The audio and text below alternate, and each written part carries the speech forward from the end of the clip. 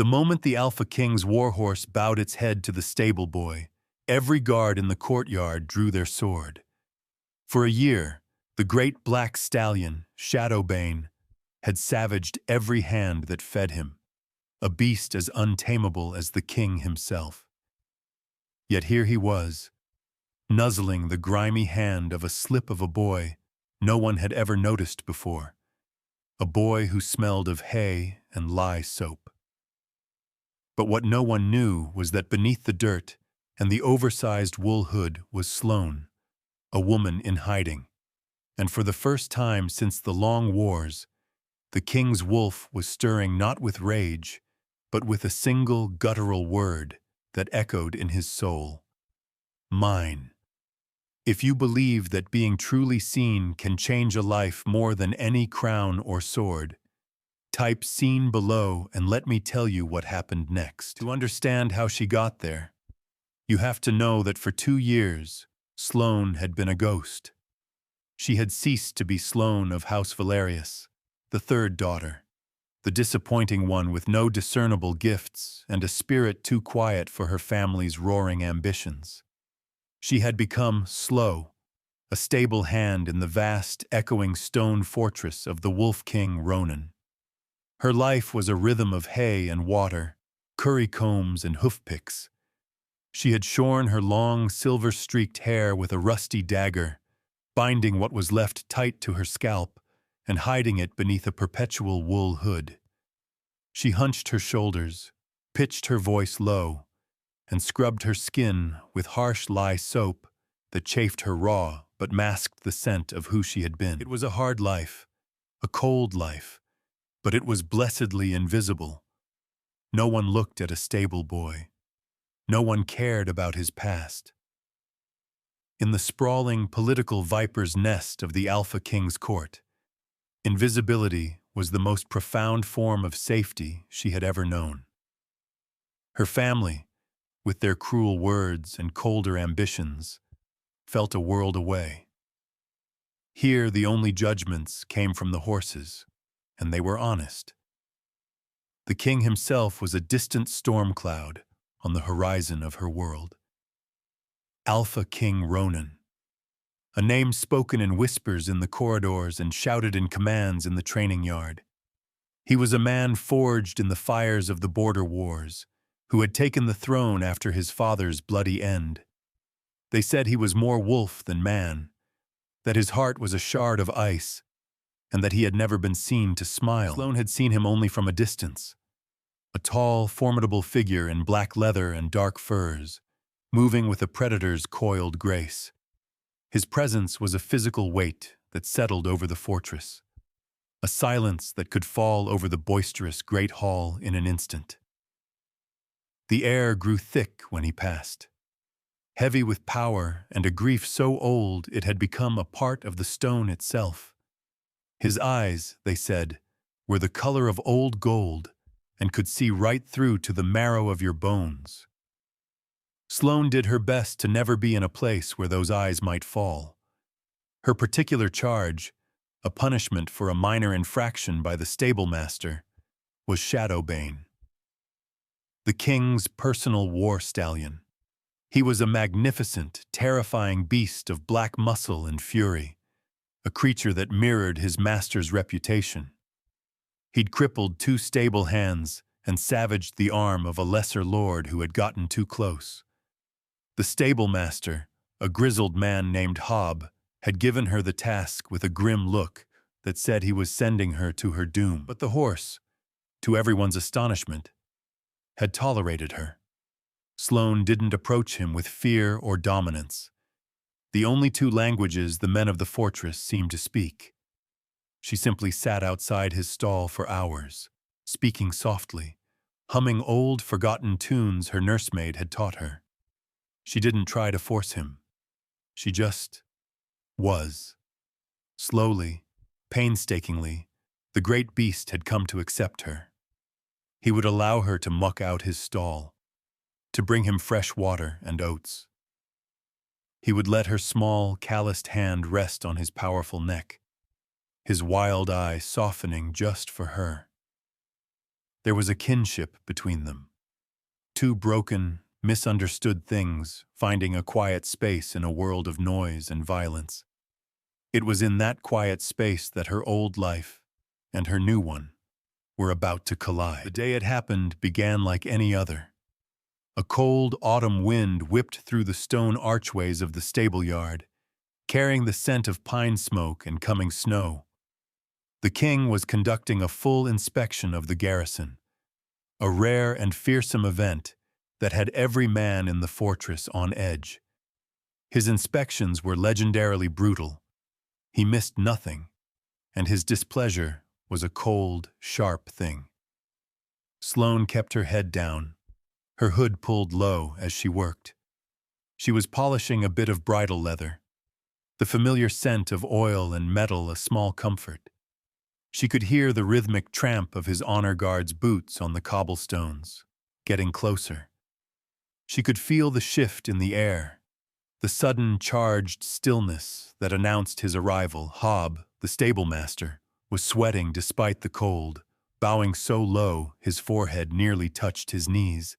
"Alpha King," he stammered, "the stables are yours to inspect. Everything is in order." Sloane risked a glance from under her hood. Ronan stood in the center of the yard, flanked by two of his hulking wolf guard. He was even larger up close than she had imagined, a mountain of dark leather and quiet menace. The wind caught the edges of his heavy fur cloak, making him seem a part of the wild landscape beyond the fortress walls. He didn't speak. He simply began to walk, his golden eyes sweeping over every detail, his silence more damning than any critique. He moved down the line of stalls, his gaze sharp and assessing. The horses, even the most placid mares, grew restless in his presence, stamping their hooves and letting out low, uneasy whickers. It was the wolf in him they sensed, the apex predator walking among them. Then he stopped. He had reached Shadow-Bane's stall. The great horse was in a foul mood, kicking at the thick oak of his enclosure, his teeth bared. A low growl rumbled in his chest, a sound of pure, untamed aggression. "He remains unbroken," Ronan stated, his voice a low gravel that seemed to vibrate in Sloane's bones. It was not a question. "He serves you in battle, my king," Hob said, his voice trembling. "But on the ground, he allows no one to handle him. A beast of pure fire." Ronan's gaze remained on the horse, his expression unreadable. There was a flicker of something in his eyes, not anger, but a deep, resonant melancholy, a recognition. He saw himself in the broken, furious animal. Sloane knew she should stay small, stay silent. But she couldn't bear the way they spoke of him, of her only friend in this place. Before she could stop herself, she moved. She slipped past Hob, ignoring his hissed warning, and approached the stall. She didn't look at the king. She didn't look at the guards. Her world narrowed to the furious black horse. "Easy now, Shadow," she murmured, her voice the soft, low tone she always used with him. "There's no threat here, just a lot of noise." The effect was instantaneous and stunning. At the sound of her voice, the stallion's frantic kicking ceased, the wild, rolling eye fixed on her. He took a step forward, then another, until his massive head was right at the bars of the stall door. He let out a soft, rumbling nicker and nudged his nose against the wood, searching for her. A collective gasp went through the assembled men. Hob looked as if he might faint. Sloane, her heart pounding a frantic rhythm against her ribs, reached out a grimy hand and stroked the horse's velvet nose. "See?" she whispered, more to the horse than anyone else. "All is well." Shadow-Bane, the killer, the untamable beast, closed his eyes and leaned into her touch, sighing like a contented foal. He bowed his great head, a gesture of absolute trust and submission. And in that moment of profound silence, Sloane made her mistake. She forgot where she was. She forgot the danger. She looked up. Her eyes met the king's. For a heartbeat, the world stopped. The wind died. The sounds of the fortress faded to a dull hum. There was only the unnerving intensity of his gaze. Those golden eyes were not cold, as the stories claimed. They were molten, burning with a light that seemed to strip away her disguise, her dirt, her carefully constructed lies. It felt like being struck by lightning. Something shifted in his face. A flicker of disbelief, then a dawning, shocking recognition. It wasn't him looking at her, she realized with a jolt of primal fear. It was the wolf. The wolf inside the man was staring at her, seeing past the boy's clothes and the grime, and it knew. Before she could react, before she could even breathe, he moved. He was inhumanly fast, closing the distance between them in 2 long, silent strides. His large frame blocked out the light, casting her in his shadow. The heat rolling off him was like a furnace, smelling of pine, cold air, and something else, something wild and uniquely him. Her breath hitched in her throat. Her body was frozen, a rabbit before the wolf. He reached out a hand, not to the horse, but to her. His gloved fingers brushed against the rough wool of her hood. With a slow, deliberate movement that felt both terrifying and strangely gentle, he pulled it back. The bound remnants of her hair, a messy tangle of silver-streaked brown, tumbled free. The wind caught the strands, whipping them around her face. Her face, no longer shadowed by the hood, was laid bare for all to see. The face of a woman.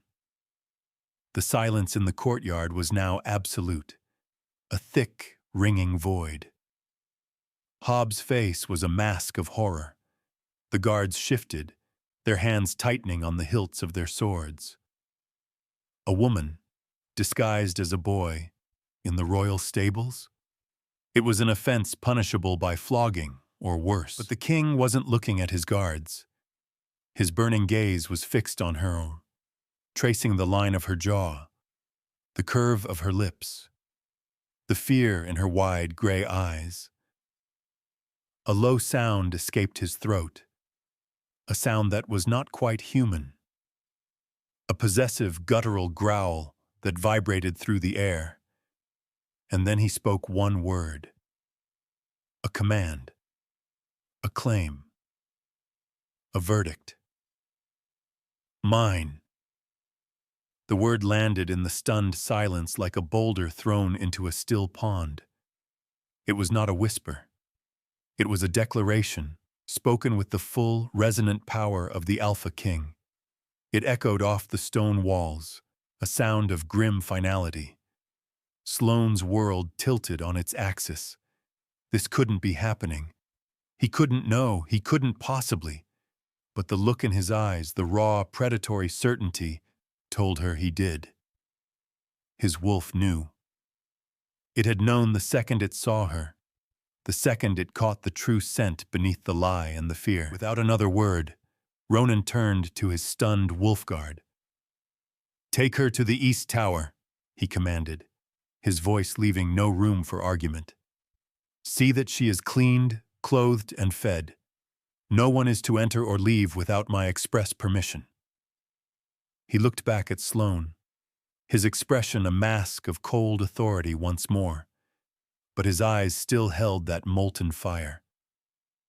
"You will not run." It was not a request. It was a statement of fact, as inevitable as the rising sun. 2 guards, their faces impassive but their eyes wide with shock, moved to flank her. One reached for her arm, his touch surprisingly gentle. Sloane flinched but didn't resist. There was no point. Running from the Wolf King and his own fortress was a fool's errand. Her 2 years of invisibility had just ended in the most spectacular, terrifying way imaginable. As they led her away from the stables, away from her small, safe life, she glanced back. Ronan hadn't moved. He was still standing there, a dark, immovable pillar of power, his golden eyes following her every step. He was watching her as if she were the only thing in the world that mattered. And for Sloane, who had spent a lifetime being overlooked, that was the most frightening thing of all. The East Tower was a place of legend and whispers. It was the oldest part of the fortress, a slender, solitary spire that was said to be reserved for the king's most valuable treasures, or his most dangerous prisoners. The chambers were opulent in a stark, ancient way. A massive hearth dominated one wall, a fire already crackling merrily within it, chasing away the chill. A thick fur rug covered the polished flagstones, and a bed piled high with furs and linens looked sinfully soft. A tub of steaming, herb-scented water waited for her. A simple but finely made woolen dress was laid out on the bed, along with soft leather slippers. It was a gilded cage, beautiful and terrifying. The guards left her with a silent, unnerving courtesy. A serving girl, her eyes downcast and her hands trembling, helped Sloane out of her filthy boy's clothes and into the bath. The hot water was a shock, a luxury her skin had forgotten. As the grime of the stables washed away, so too did the last vestiges of Sloane. She felt raw, exposed, and utterly vulnerable. She was Sloane again, and she had been found. Hours passed. The sun set, painting the sky in bruised shades of purple and orange through the tall, arched window. She sat by the fire, wrapped in a heavy fur blanket, her mind a maelstrom of fear and confusion. Why? Why had he claimed her? What did he want from her? Was this some cruel punishment for her deception? She heard the heavy bar on the outside of the door being lifted. Her heart leaped into her throat. The door swung open, and he was there. King Ronan filled the doorway, his presence sucking the air from the room. He had shed his heavy cloak and armor, now dressed in simple black breeches and a dark tunic that did little to hide the powerful lines of his body. He carried a wooden tray laden with food, roast meat, fresh bread, cheese, and a steaming cup of what smelled like mulled wine. He set the tray on a small table near her chair and dismissed the guards with a flick of his wrist. The door closed with a heavy thud, the bar falling back into place. They were alone. The silence stretched, thick with unspoken questions. Sloane clutched the fur blanket tighter, her knuckles white. She refused to cower. She had spent 2 years learning to be strong in her own quiet way, and she would not surrender that now. "Why am I here?" she finally asked, her voice steadier than she felt. Ronan didn't answer immediately. He moved to the fire, staring into the flames as if searching for words.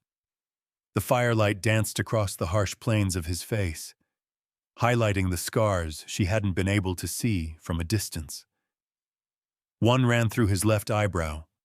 Another jagged line disappeared into his dark hair at his temple. These were the marks of the wars, the marks of a king who had bled for his people. "You are here," he said at last, his voice a low rumble, "because you are my mate." Sloane stared at him, bewildered. "Your mate? I don't understand. Those are stories, old tales." The concept of fated mates was something sung by bards, a romantic notion from a bygone era. It wasn't real. "It is not a story," he said, turning to face her. His golden eyes were intense, serious. It is a truth my blood has known for 1,000 years. My wolf recognized you. The moment I saw you with that horse, and the moment I truly saw you, it knew. It has been quiet for a very long time. A sleeping beast. You woke it up. He took a step closer, and an invisible force seemed to pull at her, a strange warmth spreading through her chest. It was an ache, a deep, resonant hum that seemed to answer the vibration of his voice. The bond. It was real. She could feel it. But how? She whispered. I am no one. A stable hand. The forgotten daughter of a minor house.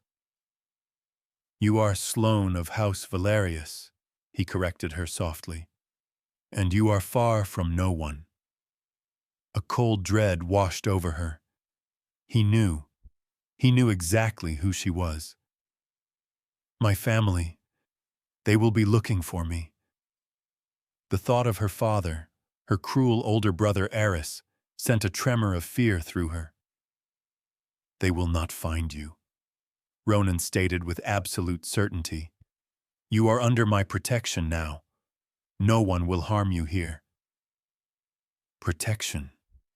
It still felt like a prison. What do you want from me? She asked, her voice sharp with suspicion. This time he did look at her with something other than command.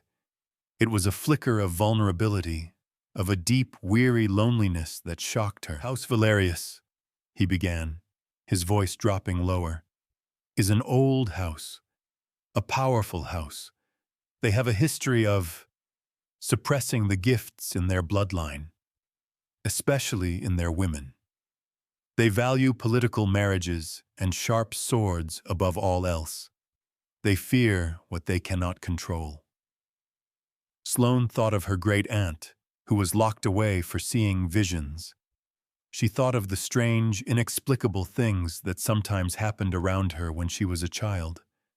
A dead flower blooming at her touch, a window pane cracking when she was in a rage. Things her family had punished her for, told her to forget.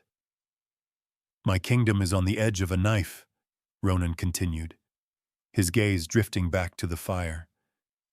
There are old threats stirring on our borders, whispers of a darkness my father fought and nearly lost to. My counsel is weak, full of men who plot for their own gain. I need more than swords and shields to protect my people. I need something more. He looked at her again, and the full weight of his hope, his desperation, hit her. The mate bond. It doesn't just join two people. It amplifies. It awakens what is dormant. My strength will become a shield for you. And your gift, Sloane, whatever it is that your family tried to smother, it will awaken. And I believe it will be the key to saving us all. Sloane was speechless. He wasn't just claiming a mate. He was seeking an ally, an anchor, a weapon. He had seen not just a woman, but a hidden power he desperately needed. For the first time, someone was looking at her and seeing not weakness, but a strength she didn't even know she possessed. It was a terrifying, exhilarating thought. Would you have trusted him in that moment, locked away in a tower with a king who claimed you were his destiny? Tell me in the comments, and if you are not subscribed yet, please join this family. I have no gift, Sloane said, the denial automatic, a lesson beaten into her since childhood. I am ordinary. There is nothing ordinary about you, Ronan countered, his voice soft but firm. He took another step closer, and the heat from his body washed over her. Nothing ordinary could calm Shadow-Bane. Nothing ordinary could silence the rage in my own wolf. It has been my constant companion since the wars, a restless, snarling thing. In your presence, it is calm. It is at peace. He reached out, his hand hesitating in the air between them for a long moment before he gently touched a strand of her damp hair. The point of contact sizzled, a jolt of pure energy that shot down her spine. The ache in her chest intensified, becoming a warm, liquid pull toward him. Her own body, her own soul was betraying her denial. It recognized him too. "I am not asking you to be a weapon," he said, his thumb brushing against her temple, his touch surprisingly gentle for such a large, powerful man. "I am asking you to be my partner, my equal, to stand beside me. All I ask is that you stay, that you give this bond and yourself a chance." The choice was hers. She could fight him. She could try to run, to return to a life of hiding and fear. Or she could stay. She could take this terrifying leap of faith and see if he was right. See if there was more to her than even she had ever believed. Looking into his molten gold eyes, seeing the desperate hope warring with the ingrained loneliness of a king, she found her answer. For the first time in her life, she was being truly seen. And perhaps, just perhaps, that was worth the risk. "I will stay," she whispered. A visible wave of relief washed over him. The tension in his shoulders eased, and for the first time she saw the man beneath the crown, the man burdened by a weight too heavy to bear alone. He gave her a small, almost imperceptible nod. "Eat," he said, his voice returning to its familiar gruffness, though the edge was softer now. "You need your strength." He did not leave. He took a seat in the chair opposite hers and watched her as she ate. The silence between them no longer fraught with fear, but filled with a tentative, fragile curiosity. The days that followed settled into a strange new rhythm. Sloane remained in the East Tower, a pampered prisoner. The finest foods were brought to her, books from the vast royal library, and soft, warm clothing. But it was Ronan's visits that marked her days. He came every evening after his duties were done. He would arrive cloaked in the weariness of his office, the lines around his eyes etched deeper. He never demanded anything of her. He would simply sit with her by the fire, sometimes speaking of the troubles of the kingdom, the political maneuverings of the lords, the reports from the border scouts. He spoke to her not as a subject, but as a confidant. He valued her opinion, listening intently as she offered simple, common-sense observations that often cut through the heart of a complex problem. Having lived at the bottom of the fortress, she saw the world differently from his noble advisors. She knew which grumblings among the staff were serious. She understood the quiet desperation of the common folk. Sloane, in turn, began to see the Alpha King in a new light. She saw the immense burden he carried, the constant threat of betrayal, the crushing loneliness of command. She saw his fierce, unwavering dedication to his people, a love so profound it manifested as a hard, protective shell. And she felt the bond between them growing, weaving itself into the fabric of her being. It was a constant, low hum beneath her skin, a warmth that flared whenever he was near. When he was gone, a hollow ache settled in her chest, a feeling of being incomplete. She found herself watching the door in the late afternoon, waiting, listening for the sound of his footsteps. One evening, he arrived later than usual. He looked exhausted, and there was a fresh, dark bruise high on his cheekbone. He sank into his chair without a word, running a hand over his face. "What happened?" Sloane asked, her voice laced with a concern that surprised her. "Lord Valerius was at court today," he said, his voice flat. Sloane froze, the name a shard of ice in her gut. My father? And your brother, Eris, Ronan confirmed, his eyes hardening. They came demanding to know the whereabouts of a runaway stable boy they believe is hiding in my city. A boy who stole a horse from them 2 years ago. He looked at her. They do not know you are here. They do not know it was you. The story you concocted to escape them holds.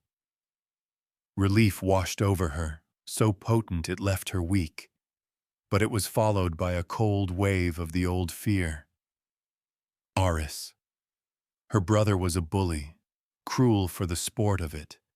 A man who had made her childhood a misery. Eris and I had a disagreement in the training yard, Ronan said, a masterpiece of understatement. The bruise on his face was from her brother. The thought was both terrifying and, to her shame, a little satisfying. Aris had actually dared to strike the king. He is arrogant. He oversteps, Ronan continued, his jaw tight. He thinks his family's name gives him leave to challenge my authority. Sloane found herself on her feet, pacing before the fire. That is Aris. He believes the world owes him everything. He will not stop. If he suspects for a moment that you are sheltering someone he considers his property, he will become a problem you cannot ignore. Ronan watched her, his gaze thoughtful. You are not his property. In his eyes I am, she said bitterly. A worthless piece of property, but his to command nonetheless. She stopped her pacing and hugged her arms around herself, a chill settling deep in her bones. Ronan rose from his chair and came to stand before her. He was so close she could feel the warmth of his body, smell the faint scent of leather and cold night air that clung to him. He will not touch you, Ronan vowed, his voice a low, fierce growl. I will not allow it. He reached out and took her hand. His fingers were calloused and warm, engulfing her smaller hand completely. He turned it over, his thumb tracing the small, faded scars on her palm from years of hard work. He found a small, fresh cut near her wrist, a nick from a mending needle. His expression softened. He lifted her hand to his lips and gently, so gently, pressed a kiss to the tiny wound. The touch was electric. A fire ignited in her veins, racing through her body, pooling low in her belly. The bond between them flared, no longer a gentle hum, but a roaring inferno. It was a current of heat, of longing, of a profound and undeniable connection that stole the breath from her lungs. She looked up at him, her eyes wide. He was looking at her with an intensity that made her knees weak, his golden eyes burning with a raw hunger and a tenderness she had never seen before. In that moment, he was not a king. He was just a man, her man, and she was his. The world narrowed to the space between them. He lowered his head, and she knew with every fiber of her being that he was going to kiss her. She wanted him to. She leaned in, her eyes fluttering shut. A frantic pounding on the chamber door shattered the moment. Ronan stiffened, a growl of pure frustration rumbling in his chest. He released her hand, the loss of his touch leaving her skin cold. He strode to the door and threw it open. A Wolf Guard captain stood there, his face pale and grim. "My king," he panted, "forgive the intrusion. It is Lord Eris. He has publicly accused you of treason.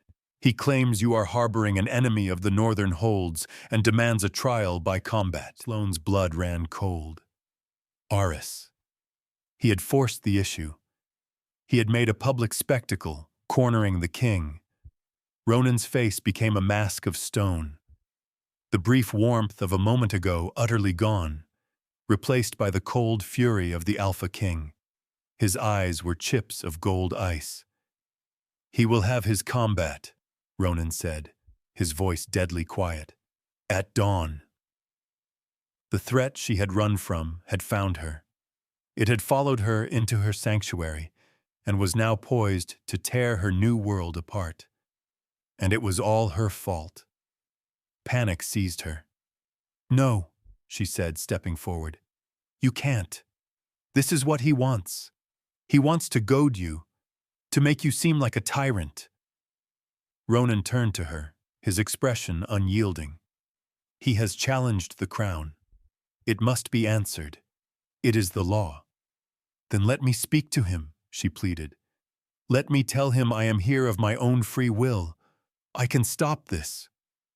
No, Ronan said, the word like a stone wall. You will remain here, where you are safe. Safe? She cried, her voice rising with a desperation she couldn't control. I will not be safe if you are killed. Aris is one of the finest swordsmen in the kingdom. He is treacherous and cruel, and he will use any trick to win. A strange look crossed his face. You are worried for me? Of course I'm worried for you, she snapped, the admission torn from her. You are... She couldn't say the word. Mate. It was too new, too fragile. He stepped closer, cupping her face in his hands. His touch was firm, grounding her. Sloane, look at me. I have faced down armies. I have slain creatures of shadow and nightmare. Your brother is just a man, an arrogant, foolish man who has sealed his own fate. This is not your battle. It is, she insisted, her hands coming up to grip his wrists. It has always been my battle. He is my blood, my shame. You are fighting him because of me. Do not shut me out. Do not hide me away like some fragile doll. You said you wanted a partner, an equal. Let me be one now. He stared down at her, a conflict raging in his golden eyes. The protector, the alpha, wanted to lock her away from all harm, but the man, the partner, heard the truth in her words. Suddenly, a wave of dizziness washed over Sloane. The room seemed to tilt, and the crackling fire in the hearth flared violently, the flames leaping high and turning a brilliant, unnatural silver. A deep cold emanated from her, so profound that Ronan flinched back, his breath misting in the air. Sloane, he asked, his voice sharp with alarm. She looked down at her hands. A faint, silvery light was shimmering around them, pulsing in time with her frantic heartbeat. It was cold to the touch, like frost. Power. It was awakening. The stress, the fear, the fierce, protective instinct she felt for Ronan. It had unlocked something inside her. The light faded as quickly as it had appeared, leaving her gasping, her heart hammering. She stared at her hands in shock and wonder. Ronan's eyes were wide, not with fear, but with a kind of awe. I knew it, he breathed. It is in you, the gift of the winter blood, the old magic. He closed the distance between them again, his gaze locking with hers. You are right, he said, his voice filled with a new resolve. This is our battle. You will not hide. You will stand with me. Let them all see who you are. Let them all see who stands beside their king. The next morning, the great hall was packed. Every lord, every lady, every courtier and captain was there, their faces a mixture of morbid curiosity and nervous tension. A space had been cleared in the center of the hall for the duel. The air was thick with the scent of beeswax, wood smoke, and bloodlust. Lord Aris stood waiting, preening in the attention. He was tall and handsome in the cruel, sharp way of their family, clad in polished steel armor that gleamed in the light from the high windows. He held a masterfully crafted longsword, its edge wickedly sharp. The great doors at the end of the hall swung open. A hush fell over the crowd. Alpha King Ronan entered. He wore no armor, only his simple black tunic and breeches. He carried no sword. He walked with a calm, deliberate pace, his presence a palpable force that seemed to drain the very sound from the room. But it was the person at his side who drew every eye, who caused a wave of gasps and shocked whispers to ripple through the hall. It was Sloane. She was no longer the stable boy, nor the frightened woman from the tower. She wore a simple gown of deep forest green, her unbound hair falling over her shoulders, the silver streaks catching the light like threads of moonlight. She walked beside her king, her head held high, her expression calm and resolute. She met the shocked and hateful gaze of her brother without flinching. Aris's handsome face contorted in an ugly sneer of disbelief and rage. "You!" he spat, his voice echoing in the silence. "The little mouse, hiding behind the king's skirts. I should have known." He turned his fury on Ronan.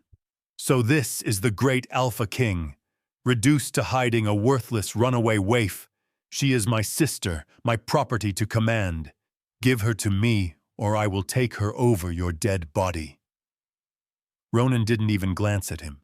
His golden eyes were on Sloane, a silent question. This was her moment, her choice. Sloane stepped forward, her voice clear and steady, ringing with a newfound authority that stunned the court into silence. "I am not your property, Aris. I am not a mouse to be tormented for your amusement.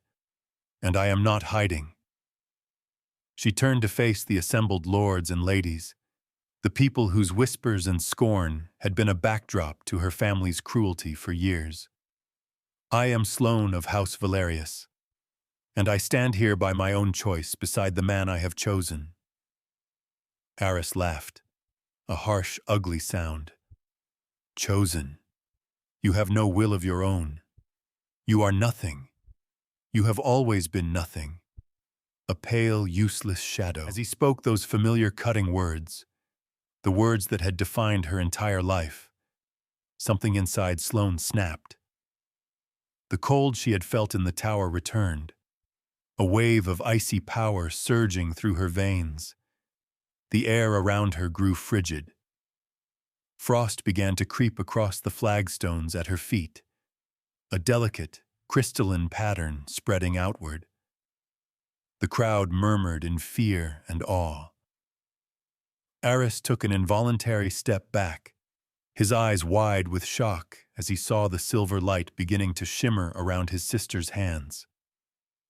"You are wrong," Sloane said, her voice dropping to a whisper that was colder than the frost on the floor.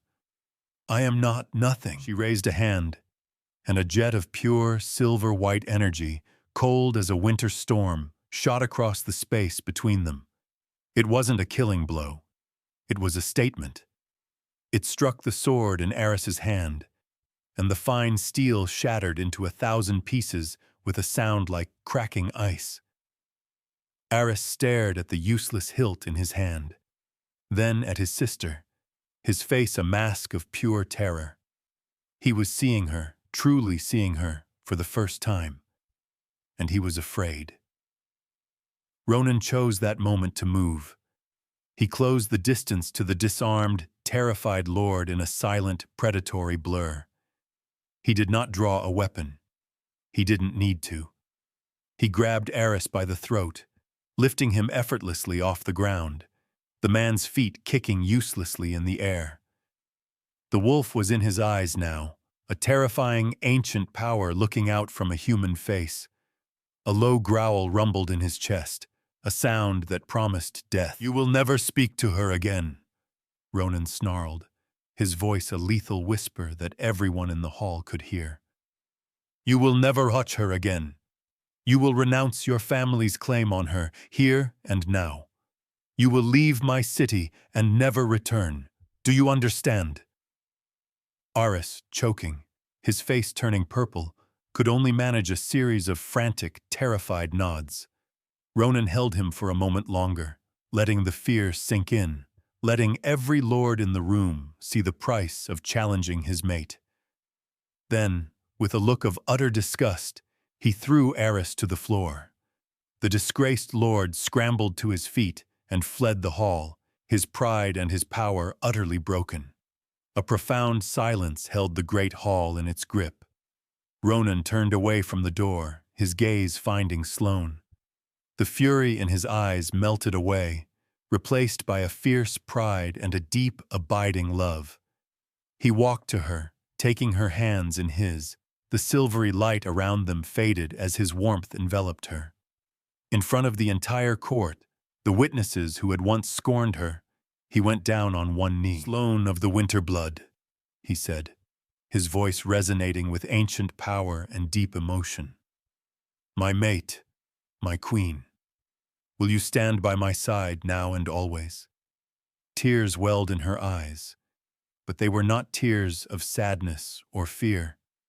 They were tears of joy, of release, of finally being home. "Always," she whispered.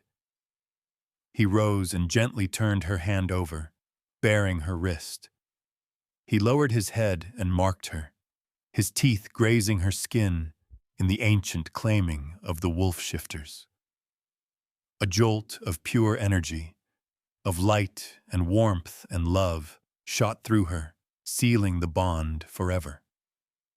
The mark glowed with a soft golden light for a moment, before fading, leaving a permanent, intricate pattern on her skin, a symbol of belonging, a crown of her own. The court, seeing the mark, seeing the power in her and the devotion in their king, erupted. A single lord began to kneel, then another, and another, until the entire great hall was on its knees before their new queen. The woman they had never seen had become the one they could not look away from. Months later, Sloane stood on the balcony of the East Tower, looking out over the kingdom. It was snowing, the first thick white flakes of winter drifting down to blanket the world in silence and peace. Her hair, now long and unbound, blew in the wind, the silver streaks shimmering. The chill in the air no longer bothered her. The cold was a part of her now, a power she was learning to wield with grace and strength, a shield for her people and her king. Strong arms wrapped around her from behind, and a familiar warmth chased away the last of the world's cold.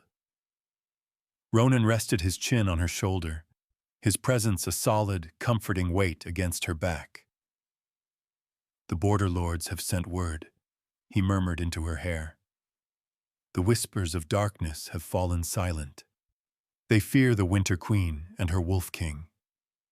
Sloane smiled, leaning back against his chest. "Let them fear," she said softly. "Our people will know only peace." He turned her in his arms, his golden eyes soft with a love that still, after all this time, took her breath away. He gently tucked a stray strand of hair behind her ear, his fingers tracing the line of her jaw. "I knew the first moment I saw you," he said, his voice a low, intimate rumble meant only for her. "My wolf knew. He knew that the quietest heart held the greatest strength." "And I knew," she whispered, rising on her toes to press a soft kiss to his lips, "that the fiercest king held the most tender soul." He deepened the kiss, a promise of forever in the falling snow. She was not a prisoner in the tower, but its mistress. She was not a forgotten daughter, but a beloved queen. She was not invisible. She was seen. She was loved. And she was finally, completely, home. For more stories where quiet strength conquers cruel ambition, and where being overlooked becomes the source of ultimate power. Subscribe to his wolf knew first. So tell me, would you have stayed? Comment where you are listening from tonight. I stay up until my eyes burn to bring you these stories. If this one touched you, do not break my heart. Subscribe and I will see you in the next one.